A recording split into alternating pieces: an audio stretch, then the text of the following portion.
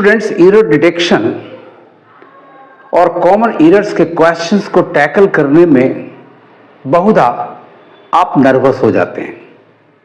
आपको लगता है कि आप इसे नहीं कर सकते। अब वक्त आ गया है आपके लिए ये मुश्किल से मुश्किल सवाल हल करने के आसान से आसान तरीके को बतलाने के लिए मैं आपके समक्ष आया हूं। आपके लिए मैं IBPS PO मेंस 2026 को टारगेट करते हुए एरर डिटेक्शन के कुछ क्वेश्चंस को लेकर आया हूं। आप देखिए, ध्यान से देखें मेरे ट्रिक्स और मेथड्स को कि मैं कैसे आसानी से उन्हें हल करता हूं। क्वेश्चन नंबर 1 है, one of the recurring issues is the disruptive role of technology and its debilitate influence on the sustainability of good journalism। आप एक एक वर्ड को ध्यान से देखें, पार्ट्स ऑफ स्पीच पर गौर करें। नाउन है तो उसे क्वालिफाई करने के लिए एडजेक्टिव है, एडजेक्टिव है तो वो कैसा एक्शन दिखा रहा है, इनकम्प्लीट और कंप्लीटेड एक्शन। यदि वो इनकम्प्लीट एक्शन दिखा रहा है तो ING के रूप में होना चाहिए, और यदि कंप्लीटेड एक्शन दिखा रहा है तो पास्ट पार्टिसिपल के रूप में होना चाहिए। इसी पर आधारित है क्वेश्चन नंबर 1। देखिए कैसे फाइंड आउट करते हैं उस पार्ट को जिसमें कॉमन एरर है, जिसमें आपको एरर डिटेक्ट करना है।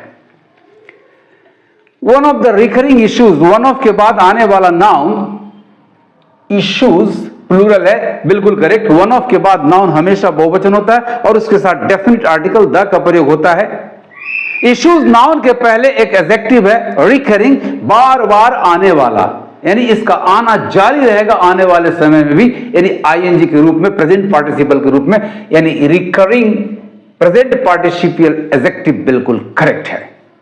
One of the recurring issues is, अब वन आपका सब्जेक्ट वर्ड है, मेन वर्ड है, वन थर्ड पर्सन सिंगुलर है तो उसके अनुसार वर्ब इज भी करेक्ट है, यानी सब्जेक्ट वर्ब एग्रीमेंट पर भी आपको सवाल ध्यान देना है।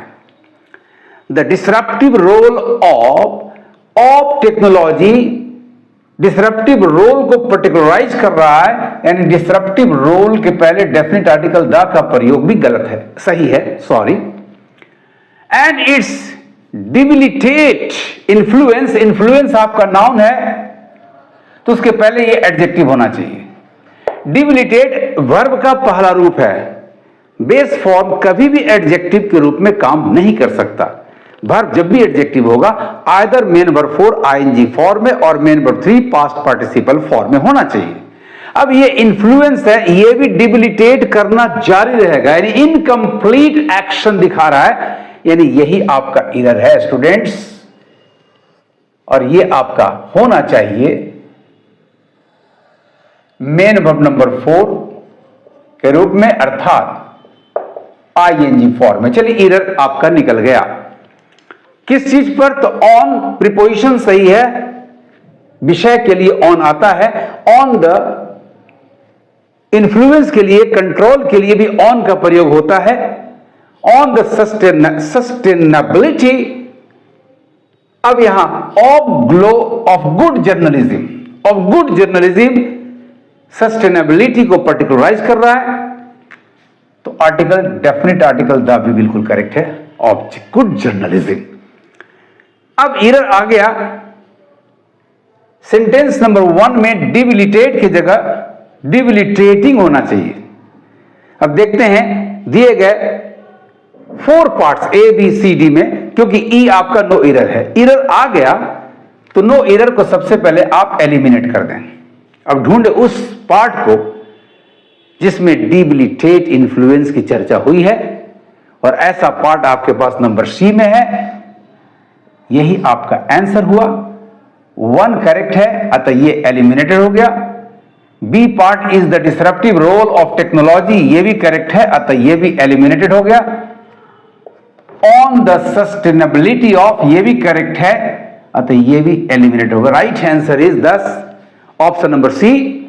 करेक्शन होगा डिबिलिटेट को प्रेजेंट पार्टिसिपल फॉर्म डिबिलिटेटिंग में चेंज कर दीजिएगा तो सेंटेंस करेक्ट होगा। करेक्ट सेंटेंस क्या हुआ? After finding out the error, after detecting the error, one of the recurring issues is the disruptive role of technology and its debilitate को change कर दीजिए, its debilitating influence on the sustainability of good journalism। अब बारी है question number 2 का, ध्यान से पढ़िएगा, बहुत ही आसान है। Human traffickers play, traffickers plural noun है, तो ये base form main verb number 1 बिल्कुल करेक्ट है प्रेजेंट इंडेफिनिट टेंस में, चूंकि ये जनरल ट्रूथ की बात कर रहा है और जनरल ट्रूथ हमेशा प्रेजेंट इंडेफिनिट टेंस में एक्सप्रेस किया जाता है। तो ह्यूमन ट्रैफिकर्स प्ले किसके साथ, किस चीज से?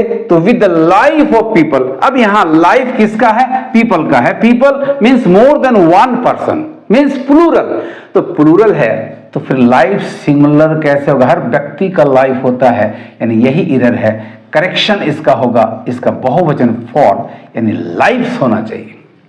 यानी इस सेंटेंस में भी एरर है, तो सबसे पहले number E, segment part number E, no error को मैदान से बाहर कर दीजिए और ढूंढिए अब ए बी सी डी में से उस पार्ट को जिसमें लाइफ ऑफ पीपल दिया गया है, और वह पार्ट देखिए मिल गया।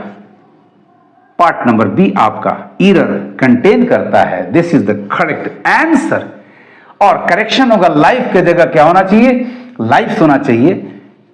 Part number A human traffickers play, ये करेक्ट है, अतः ये एलिमिनेटेड हो गया। सी आपका send tens of thousands of, इसमें भी कोई एरर नहीं है, करेक्ट है, हेंस एलिमिनेटेड। और डी है माइग्रेंट्स अब्रॉड एवरी ईयर, यह पार्ट, यह सेगमेंट भी करेक्ट है, अतः ये भी एलिमिनेट हो। करेक्शन करने के बाद सेंटेंस क्या होना चाहिए? Human traffickers play with the lives, life को चेंज कर दीजिएगा, with the lives of people and send tens of thousands of migrants abroad every year. अब बारी है लास्ट क्वेश्चन की, क्वेश्चन नंबर 3, ध्यान से पढ़ना है। The organisation is short of some 130 management level staff, the sources said. ये direct speech है, क्योंकि 10 से लेकर स्टाफ तक इन्वर्टेड कॉमास के अंदर क्लोज किया गया है, और तब reporting clause the sources said को लाया गया है। The organisation each, third person singular के साथ सब्जेक्ट वर्ब एग्रीमेंट के अनुसार ईच करेक्ट है। शॉर्ट अभाव, कमी, और किस चीज का? तो ये इंटरनल इफेक्ट दिखाता है। जब भी इंटरनल इफेक्ट हो तो प्रीपोजिशन हमेशा ऑफ होता है, नहीं ऑफ करेक्ट है। The organisation short of some 130 management level, ये कंपाउंड एडजेक्टिव बना है किसके लिए? स्टाफ का। 130 staff, staff as a noun, जब भी इसका अर्थ कर्मचारी हो, वर्कर हो, तो ये सिंगुलर एंड प्लूरल दोनों सेम रहता है, STAFF, इसमें S का प्रयोग नहीं होता। यदि स्टाफ का मतलब वॉकिंग स्टिक है, चलने वाली छड़ी जिसका सहारा लेकर लोग चलते हैं, बुजुर्ग लोग या कमजोर लोग, वो स्टाफ बहुवचन में S लेता स्टाफ, लेकिन एम्प्लॉय वर्कर के अर्थ में ये सिंगुलर और प्लूरल दोनों में सेम स्पेलिंग होता है स्टाफ, यानी ये बिल्कुल करेक्ट है।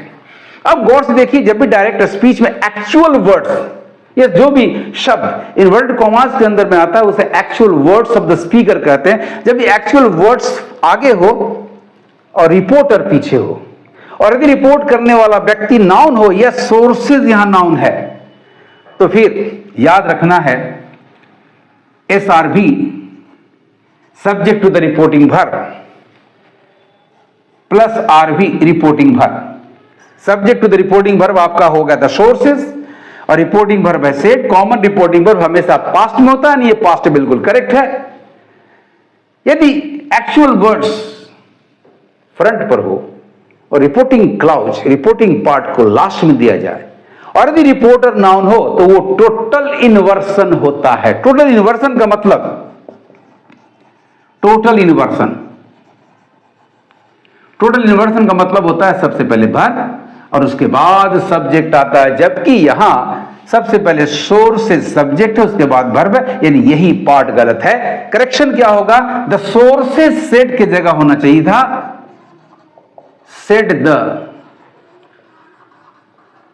सोर्सेज ये होना चाहिए था। चलिए आपका एरर मिला।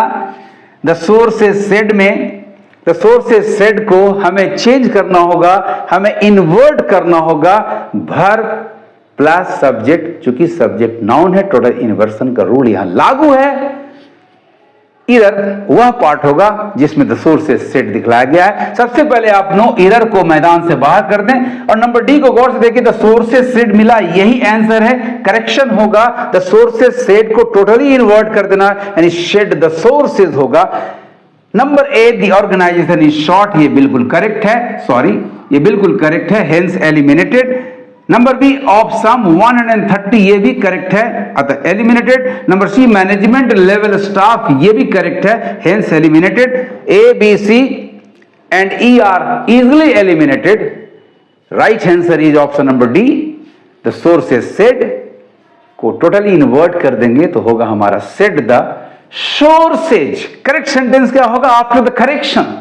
आपने एरर डिटेक्ट कर लिया, करेक्शन के बाद सेंटेंस होना चाहिए था the organisation is short of some 130 management level staff, the sources said, the sources said. यदि यहां प्रोनाउन सब्जेक्ट होता, रिपोर्टर होता, तो फिर वो इन्वर्ट नहीं होता। याद रखिएगा, टोटल इन्वर्सन तभी करते हैं जब सब्जेक्ट आपका नाउन हो। इस तरह से स्टूडेंट्स बड़ी आसानी से, यदि आप मेरे ट्रिक्स को फॉलो करेंगे, ग्रामेटिकल रूल्स ऑफ ग्रामर को फॉलो करेंगे, subject verb agreement parts of speech etcetera etcetera etcetera, आपको कभी दिक्कत नहीं होगी। आपको डिटेल में ग्रामर जानना है तो आप मेरे app Pioneer coaching centre of English गया PCCE लोगों के साथ उसको डाउनलोड करें, कोर्सेज को देखें, ध्यान से देखें और एंजॉय करें। Happy learning with Pioneer coaching centre of English. तो आपको मेरे ट्रिक्स कैसे लगे कमेंट जरूर करें। इस वीडियो को हाइप, लाइक, शेयर करना कतई नहीं भूलें। Thank you for watching my video.